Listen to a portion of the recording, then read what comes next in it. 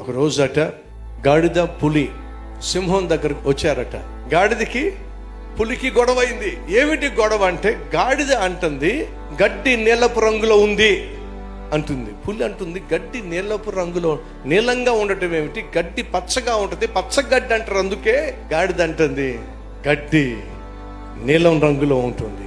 కావాలంటే అడవికి రాజు అయినటువంటి సింహం దగ్గరికి వెళ్దాం రా అనంటే, పద వెళ్దాం అని చెప్పేసి పులి పాపం వచ్చేసింది.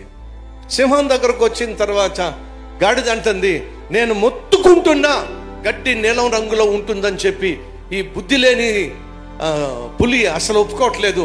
సింహం బావా నువ్వన్నా చెప్పు గడ్డి నీలం రంగులో ఉంటుందని, దీనికి బుద్ధి చెప్పు, గడ్డి పెట్టు అని అంటే సింహం చెప్పిన మాట ఏంటి తెలుసా, పులే గడ్డి నీలం రంగులోనే ఉంటుంది. ఆ వాస్తవం తెలియకుండా నువ్వు అనవసరం గాడితో గొడవపడ్డావు కాబట్టి నీకు సంవత్సరం పాటు ఈ అడవిలో నుండి బహిష్కరిస్తున్నా.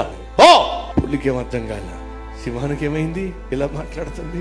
కానీ సింహం రాజు కాబట్టి శిక్ష పడింది కాబట్టి ఈ లోపల గాడిద గంతులేస్తుందండి, గంతులేసుకుంటూ వెళ్తుంది. అది చూసిన పులికి ఏమర్థం కాల.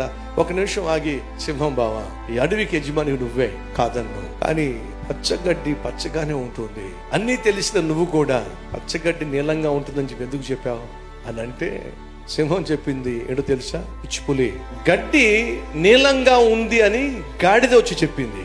దాంతో నువ్వు పోట్లాడి ఫైట్ చేసి నా దాకా తీసుకొచ్చావు. నేను నీకు పనిష్మెంట్ ఇచ్చిన కారణం ఏమిటంటే, గడ్డి నీలంగా ఉందనా పచ్చగా ఉందనా తేల్చడానికి కాదు, గాడితో పెట్టుకుని బుద్ధి ఉందా నీకు అసలు, నువ్వేమిటి నీ స్థాయి ఏమిటి, నువ్వు పులివే, బుద్ధి రావాలని చెప్పే పనిష్మెంట్.